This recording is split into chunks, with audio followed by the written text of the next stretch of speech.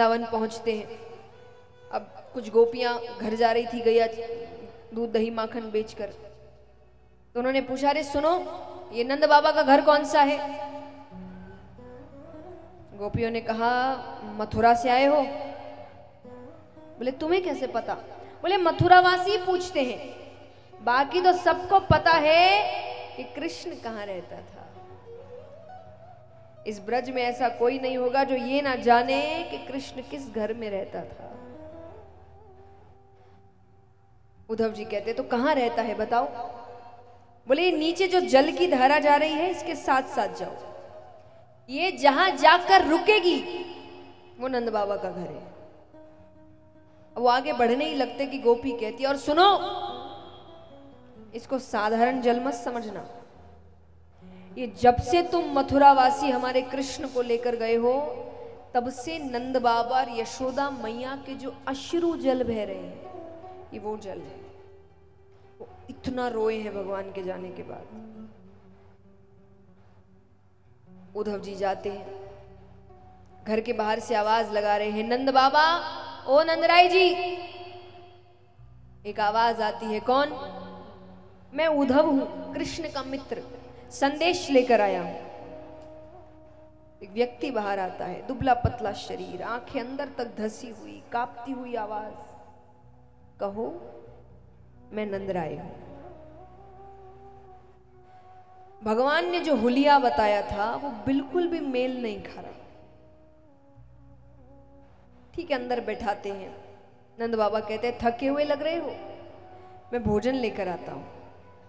लेकर आता हूं, घर पर नहीं है। अब वो जब बाहर भोजन लेने गए हैं तो उद्धव जी नंद बाबा का रसोई घर देख रहे हैं। उनके रसोई घर में जाले पड़े हुए हैं कि मानो जब से कृष्ण गया है इस घर में खाना ही नहीं बना। नंद बाबा भोजन लेकर आते हैं, उनको खिलाते हैं, फिर अब दोनों बात करने लग रहे हैं।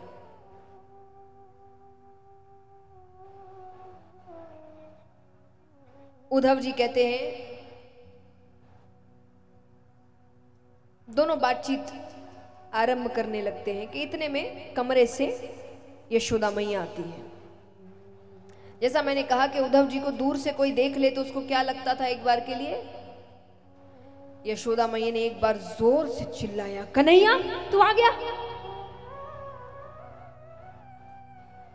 नंद बाबा कहते, कन्हैया नहीं है, मित्र है, संदेश लेकर आया है। यशोदा मैया कहती, कन्हैया जब छोटा था ना तो जब भी वो रोता था मैं सारे काम छोड़कर उसको गोद में लेती थी कि वो रोए ना। मैं उसको रोते हुए नहीं देख सकती थी।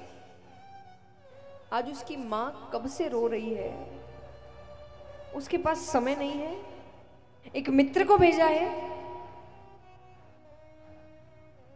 उद्धव जी कहते हैं, मैया कन्हैया को खुदगर्ज मत समझना, वो आप सबको बहुत याद करता है।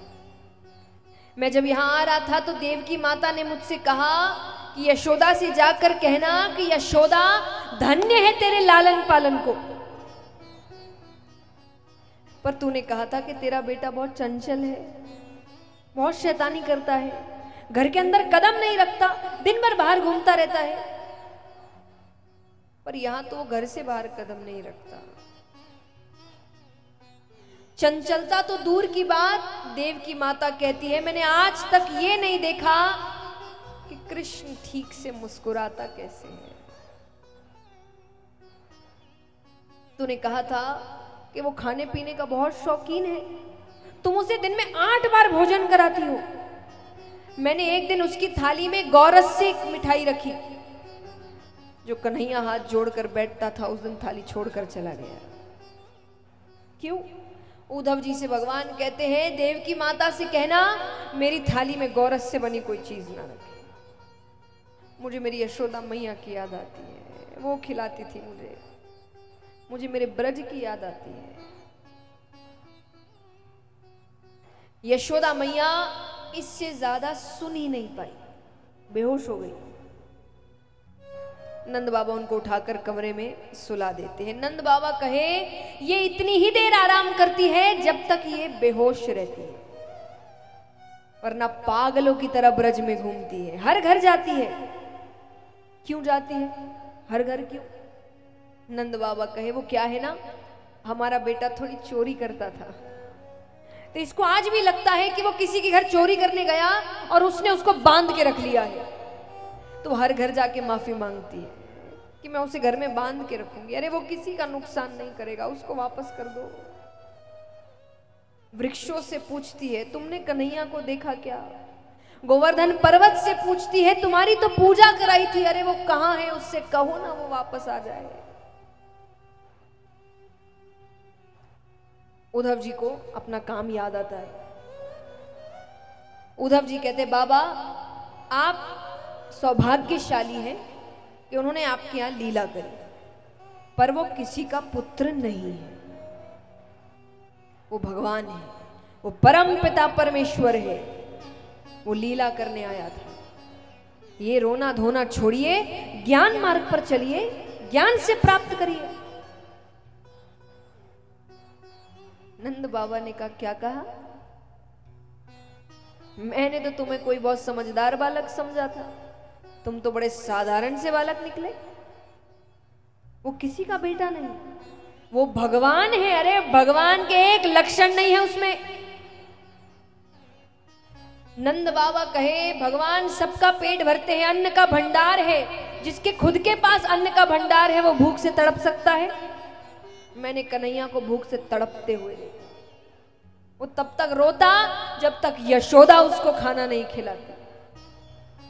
तुम कहते हो भगवान है, अरे भगवान कहते सत्य की राह पर चलो, कहते हैं ना।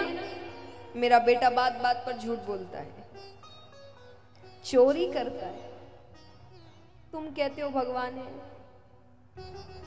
और चलो मैंने मान लिया मुझसे गलती हुई कि मैंने उसको बेटा कहा है, पर क्या भगवान से गलती हो सकती है?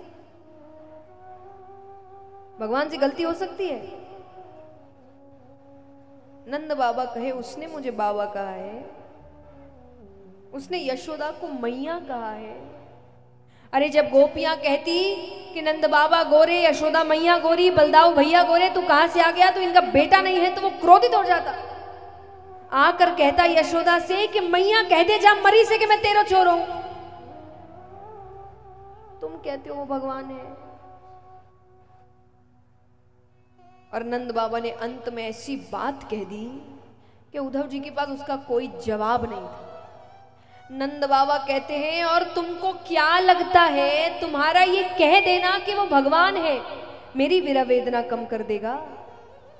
विरह वेदना मतलब बिछड़ने का दुख, किसी से अलग होने का दुख, उसको कहते विरह वेदना। कि तुमको लगता है कि ये कह देना कि वो भगवान है मेरी विरह वेदना कम कर देगा? अरे आज तक तो मैं सोच रहा था मेरे बेटे ने मुझे छोड़ दिया। बहुतों के छोड़ देते हैं, बहुतों के बच्चे अपने माँ बाप को त्याग देते हैं। तो आज तक तो मैं सोच रहा था कि मेरे बेटे ने मुझे छोड़ दिया, बहुतों के छोड़ देते हैं, पर भगवान तो है। अरे मैं भगवान के भरोसे रहूंगा। और तुमने क्या बता दिया? तुम्हारे हिसाब से भगवान ही मेरा घर छोड़ के चले गए। हर ज्ञानी व्यक्ति आपको यह बताने बैठा है कि दुनिया में कोई भी आपको छोड़ सकता है, वो नहीं छोड़ेगा। हर कोई यही बता रहा है कि आपकी आखिरी उम्मीद कौन है? उद्धव जी ने नंद बाबा से उनकी आखिरी उम्मीद छीन ली। उनके ज्ञान के अनुसार भगवान ही चले गए। वो कहे अब तो मेरे पास जीने का ही कोई कारण नहीं है, तुम क्यों आए? तुमने तो मेरी पीड़ा और बढ़ा दी, तुम क्यों आए उद्धव? नंद बाबा ने रोते रोते अपनी आंखें बंद कर ली। उद्धव जी को समझ नहीं आ रहा मैं क्या बोलूं, इसका क्या जवाब है। वो चुपचाप वहां से चले गए।